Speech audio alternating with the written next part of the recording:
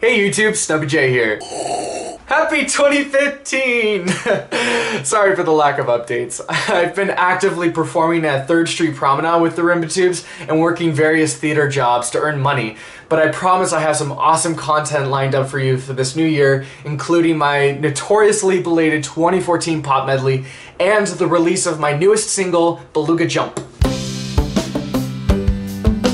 But right now, I'm excited to share this super long video with you. I was interviewed the other day by Jordan Woods Robinson, who is an actual blue man, for his startup podcast about discovering the best techniques for an artist to promote themselves. We get really in depth with my history, so you'll learn a lot of new things about me. But if you're a YouTuber yourself, listen until the end because I created a secret list of 10 simple steps to promote your YouTube videos, which Jordan will explain how to access that. You basically send SOSstudio an email, and then Jordan will send this exclusive document right back to you. So sit back and enjoy this behind the scenes look at me, Snubby J, and then go support SOSstudio's awesome website to learn even more. Hey guys, it's Jordan Woods Robinson here with SOSstudio Sessions, and I'm doing a special experiment today because I've got my good friend and guest on, Kent Jenkins, who you may know him as Snubby J on his YouTube channel.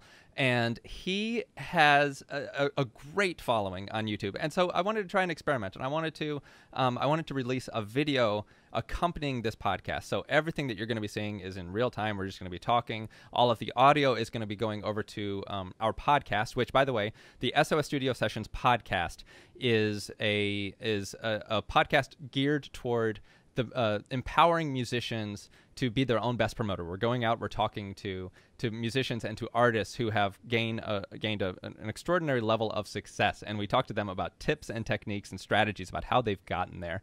And so normally I would like to try to get this bio up front because in a podcast I don't want to distract from our conversation with our guest, but since this is on YouTube, I'm going to make Kent blush a little bit here, and I'm going to say his bio right to his face. So Kent, as you see, is a multi-instrumentalist and internet sensation, better known as Snubby J. He built a PVC pipe instrument called Rimba Tubes, and since then he's been recording and posting videos of himself playing at school events, outdoor performances. Recently, he hit the national spotlight when he starred in Season 5 of America's Got Talent. And from there, he hasn't stopped. He's been regularly releasing new videos, new compositions. He's been steadily growing following on YouTube, currently hovering just above 130,000 subscribers. And he's got an album in the works, and now he's here to talk to us about the decisions that have led him to where he is now and what he has planned for the future. So, Kent Jenkins, Snubby J, thank you so much. How are you doing, man? I'm good. Thanks for having me on here, Jordan. My pleasure. So, thank you. I wanted to jump right in. I wanted to know, first off, where did the name Snubby J come from, and how does that define you now as an artist? It's such a funny question and great question. The name Snubby J actually came from an inside joke with my family. I was hopping in the car in 7th grade, so I was like 12 or 13 years old, and I was thinking about my name Kent. You can't get anything shorter than Kent, like a nickname of Alexander to Alex or Nicholas to Nick. So I was thinking, well, what if I just had a silly name that kind of just represented something else, and came up with, on the spot, Snubby. Snubby J. And my parents were like, that's ridiculous. My sister was like, no, that's never going to stick.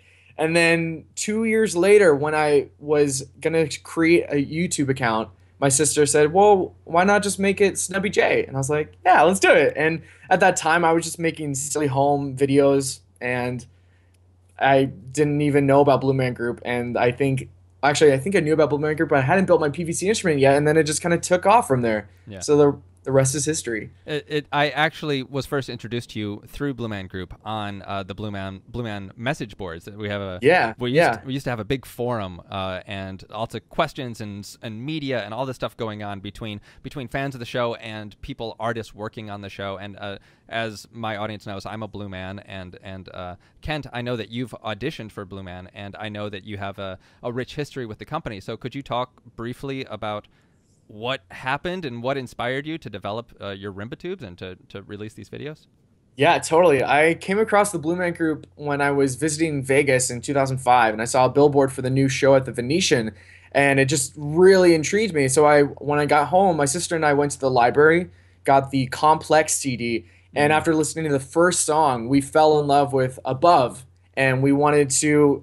We actually ended up creating a tap slash ballet dance to it. And so then that was like my freshman year of high school, and at that same time, I was getting really intrigued with the idea of as well as making a pipe instrument from hearing those sounds and being so fascinated with that. I think what really captured my attention was the teasers portion of the show where you guys play Crazy Train and Lady Madonna, Gaga, and yeah, yeah. Lady Gaga now, and For Elise, and all those songs. It was just like just to hear popular music in such a interesting format with that instrument. It really caught my attention, and I decided to take it a step further, build my own by setting it up like a piano and taking songs I've learned on the piano and creating medleys of songs out of it. So, do you actually set up as a piano? Do you mean you set it up chromatically and you have white keys Exactly. in one layer? White keys and the black keys. Yeah. No way, that's really smart. So it's really simple of just taking songs that I've learned, and now at this point I can just learn songs directly on the instrument or just be listening to a song or thinking of a song and kind of figure it out just from my experiences of learning songs over the years. I see you have a piano in the background. Is that your main instrument beyond the Yeah. Rimba Tubes? Yeah, the keyboard. I grew up. I think I started taking piano lessons when I was 5 years old, and so it's kind of been a part of me for a long time. And I had a stint where I didn't want to play piano, but my mom was very insistent about continuing my lessons, and I think that was beneficial for me in the end Yeah. to have that kind of theory and base. I've heard so many musicians say that those who started on piano are so grateful because you can almost literally see music in black and white when you're thinking theory. Yeah, I never heard it that way, but yeah, You know, exactly. you can, okay, and also I hope that you have a video of your ballet and tap number to Above. I do. I'll have to send it to you. Oh my It's pretty funny. gosh. That's so exciting. Above is one of my favorites. So Me too. can you talk about, yeah, so you built these Rimba tubes, your own design, you and your dad built them at home? Yeah, exactly. And we literally went like the crazy thing about the design is we found some instructions online from other fans, but it was all just kind of a matter of trial and error. And we just went to Home Depot, bought out a ton of pipe, and just kind of went to town on it, guessing and checking all the lengths until it was just right. And then we had a tuner to fine tune the notes, and we would just kind of tap on the notes and then cut off the tiniest little slivers until it was just right. Oh. That well, you've obviously done something right because you've got 130,000 people that want to hear every song that comes out. It's great. On that topic, talk about how did you decide to share the Rimba Tubes and put it on YouTube for the first time? I think your first video you put up was a performance at school. Is that true? Or Yeah, I think that was my first time really premiering my PVC instrument for my school, and also then dressing up as a blue man for the first time was for that. But I think I made a couple videos beforehand just to kind of start sharing that with the blue man fan community and my friends who are on YouTube. But it was I think a few months before that, but I had a few videos before that, and I think that was the first video, though, the talent show, that really kind of set my bar of like, oh, this is something I could do. It certainly And catapulted started you. to keep it going. Yeah. Yeah. Did you know Yeah. how soon after that video did you know that you needed to make this a regular thing, Um, or not I think immediately? right away. Yeah? Okay. I think that summer maybe. I don't know. My whole concept too is I've always kind of considered this as a really passionate hobby of mine. And if you kind of really embrace it, then it's never feels like quite like work because you're just kind of working on it constantly as a fun thing. And I just would upload videos when I was inspired and whenever I had the ideas, and I just was diligent about keeping it going and keeping myself informed, like my community informed as well of what I was doing. Yeah. Well, that's hobbies are often, any passion project, anything Yeah. like that you want to get back to that actually makes you excited. Like for anyone who celebrates Christmas, excited to wake up Christmas morning and to walk out of your room, or anything like that, birthday, life events, anything that does get you so excited. And it sounds like, this instrument that you created, you had some inspiration from other sources, but you built this, and now you get to go, tell your story through it, which is, I think It's unbelievable. It's pretty It's awesome. crazy. And this and all of this landed you, or at least gave you the opportunity. And I want to talk more about this, but I want to hear your story about how you landed a role on America's Got Talent, and you were Yes. in season 5. All 3 judges unanimously voted you in, and you were playing the Rimba Tubes. So I want to know if what the decision to go on a reality TV show, what your inner dialogue was with that, of the pros and cons, if there were any cons, what you wrestled with, and how you ultimately decided that you wanted to move through with that. Right. It was back at a time where I think I was still just kind of doing my thing and not sure what I was doing with my branded sense of Snubby J. So when I got the offer, I basically got an offer from a producer through a YouTube message who had seen my talent show video Oh. and thought it was the coolest thing and invited me to go perform an audition. Um, so it was nice in that sense because then I didn't have to wait a long time outside in a line and stuff because I had been invited, and it was luckily in Portland that year, and I'm from Portland, Oregon, born and raised there, so it worked out perfectly to just drive 20 minutes to the convention center and audition. And the interesting thing about America's Got Talent is there's so many preliminary stages of auditions before you even get on the show.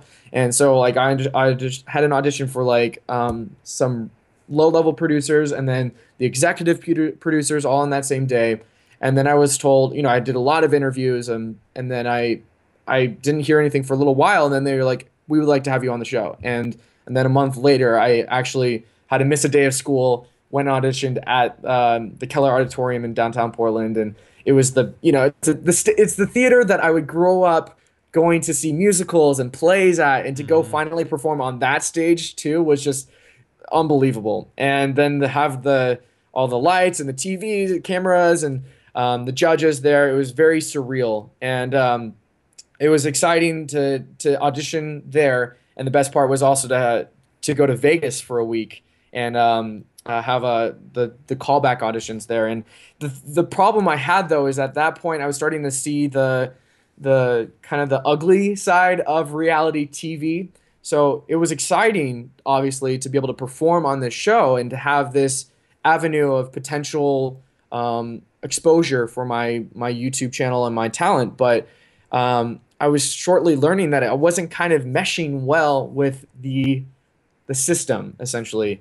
And they're really interested mostly in, like, they want to see your talent, but they also want to see, like, this drama side. And so they were very pushing to, like, get you to say some ugly things sometimes about other contestants, and I just wasn't really buying it. And I was making friends with everyone, and if anything, and like that's what I kept saying. I was like, oh, you guys put me in this kid category, and there's these really other talented like performers, gymnastics, and like kite flyers, and like musicians, singers, and it ended up that like we had a great time together, but like it doesn't translate as well on TV. And so like as much as I could have probably gone on, and when I performed in Vegas, I thought I did a great job, and the judges seemed to have liked it, and all the other contestants were obviously blown away, and they didn't end up even showing that clip on TV because like I think they would have seen that, and like the audience at home would have been like, why didn't he go through? He clearly had something interesting there. I wanted to see more, and I think they limited my my time on TV because they were more interested in seeing people talk badly about each other. Talking smack. Yeah. Yeah. So I had a follow-up question, but it sounds like you've already answered it. That I was going to say, if you had to go back, would you have changed anything? But I think at this point I'm a little bit more comfortable with at least how I could present myself commercially, that I would probably do better job on it. And before then I didn't even have like the red and blue Rimba Tubes, so I was like just the black pipes, black instrument, very basic. I was even wearing black, and so my producers were actually one of the ones to convince me the idea of like, what if you kind of spray paint the pipes or do something more interesting? And that was right when I was starting to head off to college too. And I actually embraced that idea and tried. I think that's kind of going back to your question earlier. That's kind of when I started to take my YouTube channel to the next level, was when I started to consider the opportunities options, I guess, of just expanding what I could do further. and not just doing the same thing. And what steps did you take to expand further at that point? I think at that point was kind of when it was when I was going to college, and so I built the actual Rimba tubes, which were the transportable pipes, and some people like they see that the red pipes and the blue frame, they kind of like, oh, it's kind of America colors or patriotic, but it was actually the same scheme as my college, Loyola Marymount University. It's crimson red and navy blue. So I was just kind of building it for high school. I mean the college basketball performances. So I was kind of thinking in terms of where I could perform next, what my audience was, and how I could incorporate other fun things like props or costumes, and just expanding what more I could do visually and audibly and everything. Yeah. Yeah. That's it. It's fun hearing you talk about having, the little community you built up with the other contestants on the show, and I know, right? Everybody's a little forced to be a little cutthroat because that's what sells, business, and yeah, sure. But there, so that leads me into a thought that there's a very valid need for social media and personal live community to go hand in hand. Like you can't have one exclusively without the other in some regard. One might be at a higher level than the other, but how do you translate your online presence into the real world? Do you have concerts and collaborations with other artists? Yeah, great question. It's actually interesting. I think I'm starting to actually delve into that even more. For the longest time, YouTube was kind of its own separate life from me. Like Snubby J on the internet was this kind of mask that I would put on, and this role that I would assume, and just kind of a side career for me. And I think at this point, I'm learning that realistically, it's got to be a combination of real life presence as well as online presence. And I'm really grateful because like I've started to, make friends through my YouTube collaborations. I've collaborated with other PVC instrumentalists as well as other fans of mine, but also just friends in general. And I think that I'm just starting to make that kind of connection between the two. And so I've actually recently got a booking agent, music booking agent who is based in Portland, but they're actually a national chain called Adsense, and they have hooked me up with shows in Portland and Los Angeles now. And if I ever have the support enough in a certain city, I could actually go there and perform, which would give me that opportunity to kind of cross the barrier between just an online screen and actually be able to perform live for my fans all over the world. That's great. And actually, just recently, at the time of recording this, I was following your social media, and you just finished a couple concerts, one in Portland and one in LA, right? And right. Yeah. How did those go? Were those your first were those the first bookings through this new agent? And I think I've had 4 now. So I had 2 up in Portland, and then those 2 were just back in December of 2014, and those went really well. And the fun thing is like, again, this is my first time. Like I was a theater major, so I've performed lots of times on stage. Oh, and grew up dancing, so I have definitely a passion and comfort level with being on stage. But I've never done shows like this where I've been performing for 30 minutes straight with just the tubes, and it can be a bit much sometimes. Just playing the pipes for that long straight on tiring. My own. It's tiring. Those paddles create a lot of tension, man. I mean, they're not like drumsticks that just flow through the air. They're big fat. No. You're like waving. Especially when you're just playing on one pipe, you gotta you gotta look out. It's definitely a practice. But it's fun because I'm now playing for friends, and I'm expanding on what I can do live, and those shows went really well because every time I'm doing these shows, I'm improving what my set list is and what my material is, and it keeps it kind of fun and exciting for my audience, but it keeps it fun and exciting for me to keep growing. Yeah, I can imagine going from going one song, one arrangement at a time on your YouTube channel to now finding a way to create a 30-minute concert where it's just you, and you have to build an arc from start to finish, and you have to tell a story and keep, give your audience more than what they came for. So. It's definitely good at experimenting and fun. And I'm also performing at Third Street Promenade in Santa Monica, California too. So I'm like street performing too, and I'm learning that that's a completely different set as well. You know, I'm finding like YouTube, street performing, and live concerts are all completely different, and you Yeah. have to know exactly what your audience is, who your audience is, what their attention span is in those scenarios, and then also what material works best to showcase your art. How have you tracked your audience? Are you using are you using some, are you doing like Google AdSense? Are you doing have you found a way to actually really find out who your audience is on pen and paper, or is it more of just testing the waters and listening to who gives you feedback and who supports you, stuff like that? Right. I think it's at this point on YouTube, it's really hard for me to know every single individual person that ever likes a video. However, I'm still very diligent about actually following every single comment. So Mm. anytime anyone posts a comment, I actually do read it, even if I don't always have the chance to reply or the feel a need to respond. I at least am reading it and staying engaged and staying very aware of what my listeners and viewers enjoy, what they dislike, and what works. Because you'd be surprised. Some people love the acoustic, simple, like straight up medleys, and then some people love the full on music videos where it's like the Daft Punk medley of mine, where I have like 6 clones of me Yeah. playing by the end with crazy lights. So, it really varies. And I think at this point, I'm finding the chances where I can have individual messages with people or people who are emailing me with questions. Like I can kind of connect with them on a more personal level. And the other thing too is like I've started to expand into fan meets as well. Like I've when I've been abroad, I was in Germany for a whole semester. I also was just in France recently, and I would blast out like, "Hey, I'm coming to these cities.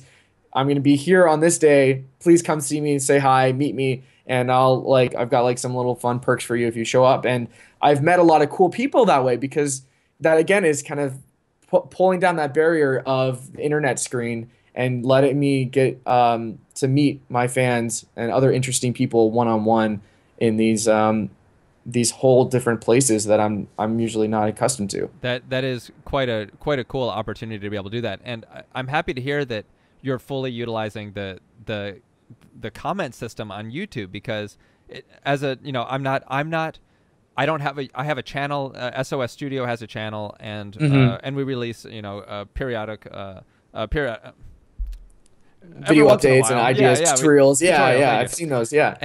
And so we put those up, but I don't have I don't have a weekly presence, a new creation that I put out, and so really utilizing those comments, to me that seems like that can really take the place of maybe Facebook and Twitter and some of those other things. So how have you YouTube is obviously your vehicle of choice for being able to take the Snubby J train, but how have you used, how are Twitter and Facebook and Instagram and Pinterest? Have you dabbled in any of those other ones? Have you tried to Yeah. test the waters? And what do you A think? couple interesting things on that is like I think for me personally, YouTube is my primary train vehicle of choice because I think that's kind of what I'm making is music videos, and I think that lends itself well for me. But I have expanded to Facebook, Twitter, Instagram, kind of Vine, and SoundCloud and Bandcamp. Mm. And I find that Facebook is probably that's one I started way long ago, so that one has another bit of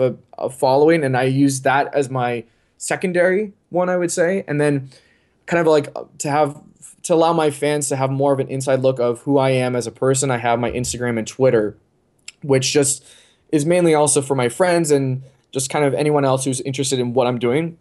Excuse me. And I think those are best for those purposes, and I kind of want to allow having different avenues for people to follow me however much level they want. Mm-hmm. And so secret videos typically go up there. I've got a Patreon account now too, which Tell me. for people who have never heard of that, yeah, Yeah.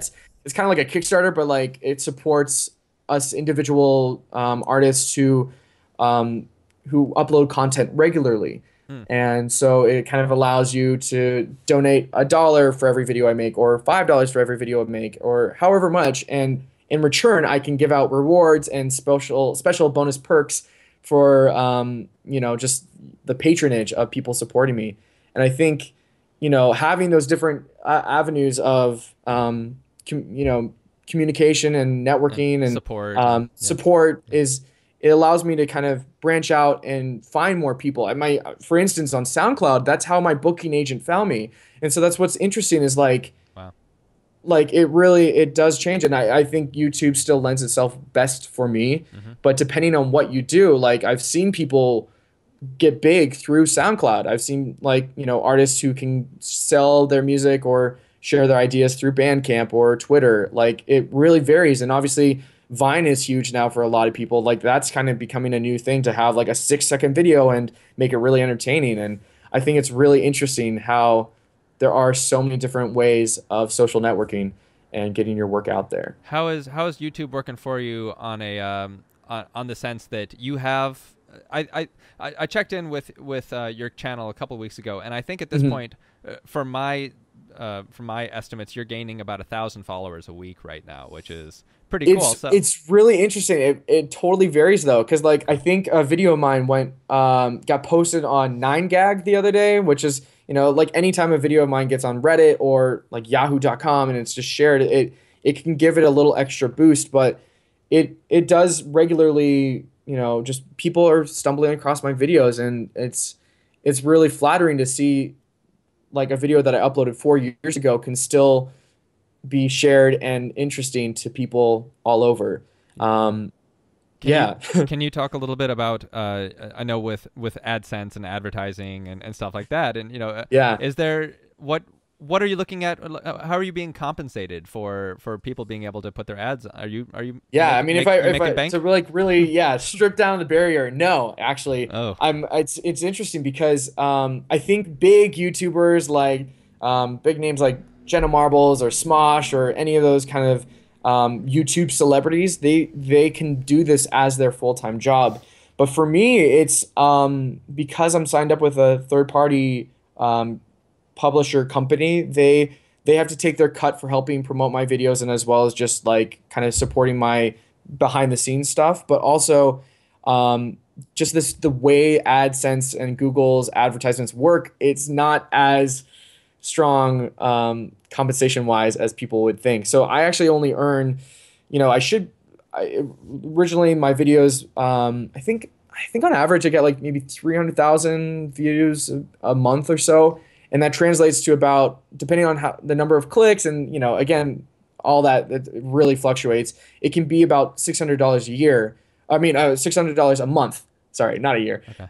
And then that they take away a cut of that as well. So I actually could be earning not like only a couple $100s per month, which again it Really? fluctuates, but it's still, I think, a really nice chunk of change as like just residuals. And again, that kind of sign of people are still supporting my videos and enjoying them, and simply through advertisements being displayed before or during the video, it's it's supporting me.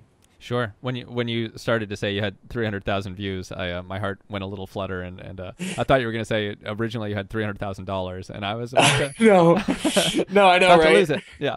A dollar per video. Yeah, if only that was the way it worked. Oh yeah. Same with. Well, I won't. Another Yeah, topic yeah, for another day. yeah.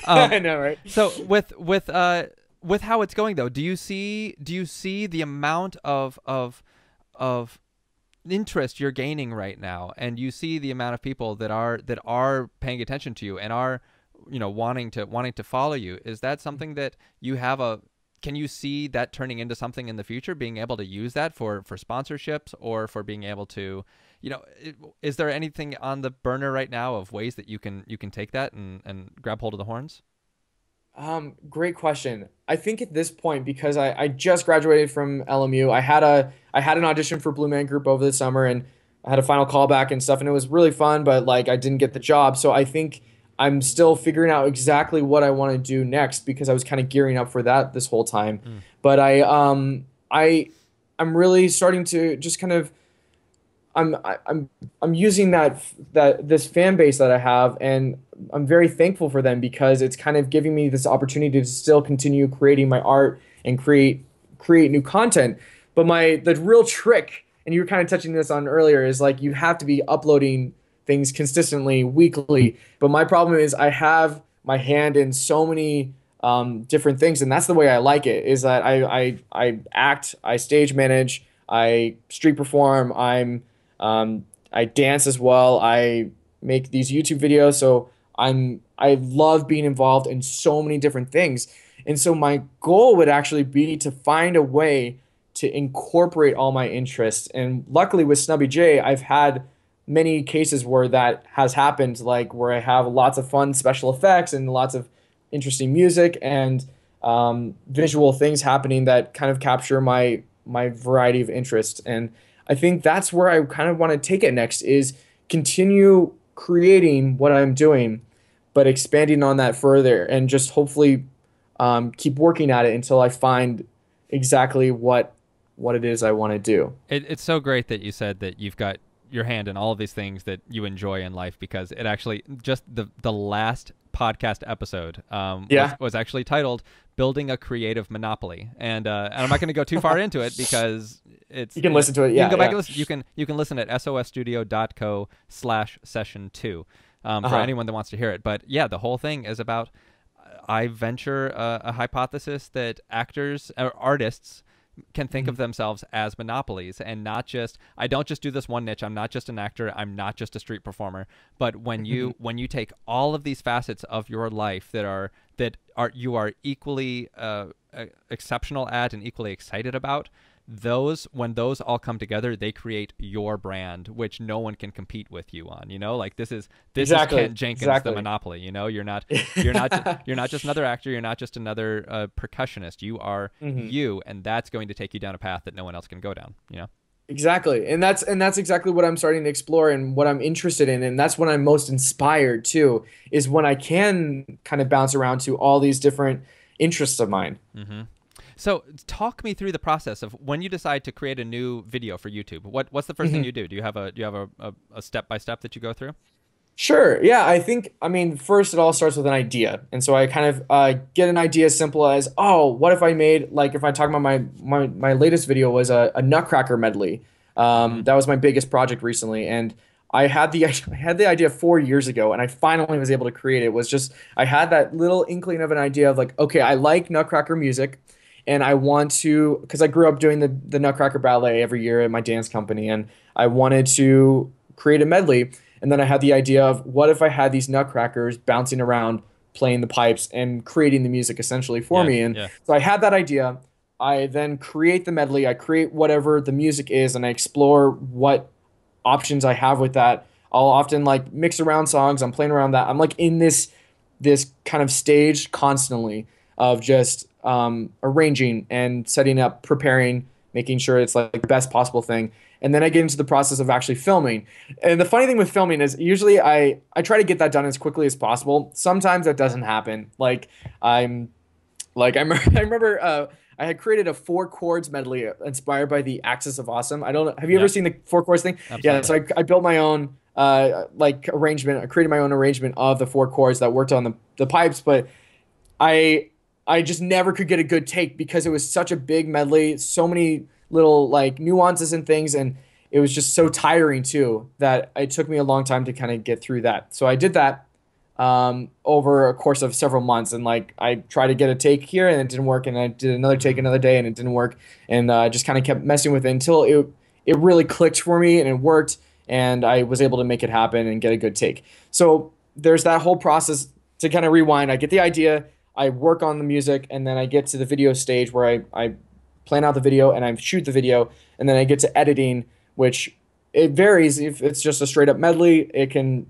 just go boom and end clip and then done. Yeah. And then some clips, some video cases, it's like I have to do a lot of editing, a lot of cutting to make it look just exactly how I envisioned it in my mind, to tell the story or whatever I'm doing. And that obviously can take a lot longer, but I think that's the whole process is like, I really enjoy the process enough of each step so that when I can get it finally up onto YouTube and then add all the descriptions and the posts and stuff, then I can get it to the various social networking sites that I posted on. And I have a process now of that, of like uploading that to Patreon so people can see that a day early, and then I can kind of tease it on Facebook and Twitter and then actually upload the video the next day That's publicly. that's nice. So the people that are actively supporting you on Patreon do get that A that little preview. Yeah, it's yeah one of the perks. That's the that nice thing. that's a great thing to be able to offer. And those people that are supporting Yeah, you more yeah, than just clicking a button, they're yeah. supporting you in other ways. I think that's great. And do you have for brainstorming these things, how do they come to you? Have you ever come up with a ritual or a chart or anything that you Yeah, have in yeah. order to keep the ideas flowing, or do you just kind of let them come? I'm constantly keeping myself aware of what's going on. So I read the news, I'm like watching tons of YouTube videos constantly. I'm saving them in like secret playlists, listening to the radio, lots of different radio stations, finding different music that interests me, and just kind of keeping myself aware with what's going on and kind of keeping myself creatively inspired through those different things of, just even at school, reading books and watching new plays that come out or whatever. Hmm. And I think that's kind of what keeps my creative juices going is finding these things and then building upon a single idea I might see and have and kind of expand from it. That's great. So yeah, and then like in the case of like medleys and stuff, I've kind of got like a system now of writing all the songs down that I could potentially use and then filtering through which ones actually work on the PVC pipes because not every song actually works on, Yeah, it's a staccato sound and it just doesn't yeah, always work and yeah. it's a matter of exploring and just working at it. And I think if I just designate time and really devote myself to this project, then I can um, fully produce it the way I want it to sound and look. And it's just a matter of working at it. Yeah, I appreciated hearing all of the ways that you generate content because that's Yeah. something that there are so many ways of finding. We've got the ideas floating around rattling in our heads, and we have to find a way to knock them loose. And so that might be reading an article or watching someone else's YouTube video, or Hmm. I heard a great topic recently about somebody was talking about how when they're going to write a blog post. Oh, I remember who it was. There's another podcast that I follow called The Fizzle Show, Uh-huh. and it's fizzle.co, and it's these guys that are set up to help businesses succeed, and they're Yeah, yeah, really really funny episodes and lots of fun. But they're talking about one guy was carrying around a magazine, and everybody was making fun of him because he was still reading a magazine. And he said what he loves about having a magazine is that he can go to any person's website or blog or whatever and read all of the articles they've had up, and he can spend all day there, and he can just see everything, and yeah. Hmm. but at that same time you can also possibly not walk away with anything because you just took in so much information. And he said Yes. with a magazine, with a physical magazine, you can hold it and you can see one person's idea of what they want you to see right now, and this Hmm. is Hmm. this is a curated, finite piece of publication that has very specifically chosen articles and interviews and advertisements, all geared Yeah. toward one purpose, And he said he'll pick up a magazine and he'll just leaf through the table of contents and highlight just those articles that are interesting to him and rip out Mm. those pages and then throw away the rest because he's like, I'm not going to go with all the other fluff. I'm going to take what I want and see what this person wanted to tell me. And you're doing that. You're keeping up with the times. You're listening. You're reading. You're flexing that creative muscle in order to constantly be at the top of your game and shake up those ideas to get them to fall out. So that's great. And that's the key thing too is notating those things. And in the case of the magazine, you have that physical thing. And if not, what I'm doing is like, if I find something interesting on Reddit that I learned, I'll write that down. I'll put it in my journal. I've got so many lists and notes and things everywhere, like YouTube playlists of inspiring things or art making ideas. And it's just a matter of keeping track of everything. And then once you find that perfect moment to pull that idea back out, then you can use it and you've got it. Yep. Yep. You just have like an arsenal full of creative ideas constantly, and then you're prepared. It's great.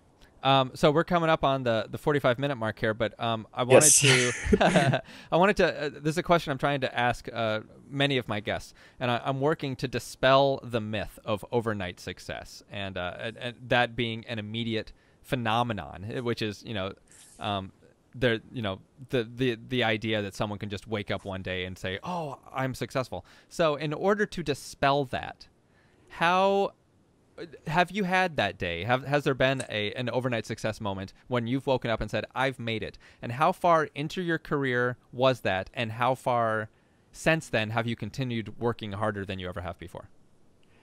I would say no. I don't think I've ever felt a single moment where I said I've made it. Like I woke up and I've made it.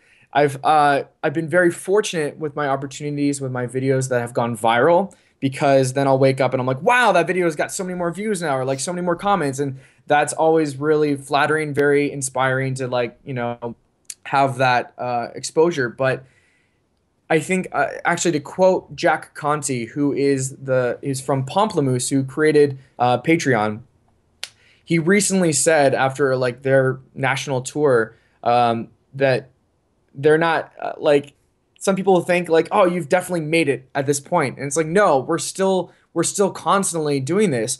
We haven't made it, we're making it. And that really kind of rang true with me, is that like I have moments where like, oh, I've made it. Like that's great. Like the Daft Punk medley. Oh, that one, that's so successful now. Like I feel comfort in that, but there's still part of me like there's still more out there. There's still things I can go do. There's still things I can explore and create. And in that sense, I'd say I'm making it. I haven't made it. I'm making it. That's great. Well, continue making it, Kent. Yeah, Snubby J. thank you. Before we started recording today, you mentioned that you had something that you might want to give away to our my audience and your audience. And can you tell me a little more about that? Yeah. One of my performances recently, back in Portland, I videotape every show of mine, and I don't always upload the same content because some of it's the same thing, and I'm still growing and expanding on that. But I have a video that I secretly uploaded, and I posted it to Facebook and on my Patreon, but I don't think everyone's seen it. And it's of a classical medley I created, where I basically I created this character named Ludwig von Snubby Amadeus, and he has got this like crazy wig, and I play a medley of classical songs. Great. So I've got that link, and I'm going to share it with you. Okay, so we'll have that in your YouTube notes, and we'll also have it in the show notes for this podcast. So depending on how people are watching it or listening to it, they can find that. They can go to your YouTube channel, which is youtube.com/user/SnubbyJ. Okay. Yeah. Oh, is I think it's as simple as that. I think you should be able to find it that way. Okay. Yeah. And either way, I will have all of the links, everything that we've talked about today, all in one show notes session at sosstudio.co/session3, and you can hear the podcast, you can see the video, and you can get reacquainted with all of the links that we brought up, including I'll put in your Nutcracker medley, which is fantastic, and I'll give a link to your YouTube channel as well, so that everyone can subscribe to you and follow you. So perfect. Kent, thanks so much, man. It's been a real pleasure.